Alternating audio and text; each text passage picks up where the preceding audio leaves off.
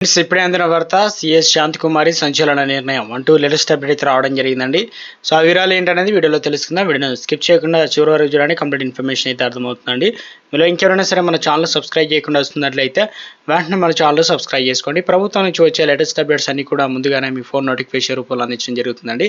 చూస్తున్నారు కానీ లైక్ చేయడం మర్చిపోతుందండి. దయచేసి లైక్ చేయండి. లేట్ చేయకుండా వీళ్ళకైతే వెళ్ళిపోదామండి. మనం ప్రభుత్వ ప్రధాన కార్యదర్శిగా ఉన్నటువంటి శాంతికుమారి సంచలన నిర్ణయం తీసుకొని ఉన్నారా? ఆమె త్వరలోనే వీఆర్ఎస్ తీసుకునేటువంటి ఆలోచనలో ఉన్నట్లు ప్రచారం జరుగుతుంది. దీంతో ప్రభుత్వం కొత్త సీఎస్గా ఓ సీనియర్ ఐఏఎస్ను నియమించబోతుంది. రాష్ట్ర ప్రభుత్వ ప్రధాన కార్యదర్శిగా కె రామకృష్ణారావు నియమితులై కానున్నారు. 1990 ఐఏఎస్ బ్యాచ్కి చెందినటువంటి రామకృష్ణరావుకు ప్రత్యేక తెలంగాణ ఏర్పడిన నాటి నుంచి ఆర్థిక శాఖ బాధ్యతలు నిర్వహిస్తున్నారు. ఈయన వచ్చే ఆగస్టులో రిటైర్డ్ కానున్నారు. ప్రస్తుతం ఉన్నటువంటి ఐఏఎస్లో శశాంక్ గోయల్ తర్వాత రామకృష్ణరావు సీనియర్గా ఉన్నారు. ఆర్థిక శాఖలో ఆయన చేసినటువంటి సేవలను ఆర్థికంగా రాష్ట్రాన్ని ముందుకు నడిపించడంలో అనుభవం తోడ్పడుతుందని ఉద్దేశంతో సీఎం రేవంత్ రెడ్డి ఆయనను సీఎస్గా నియమించాలని ఆలోచిస్తున్నట్లు సమాచారం.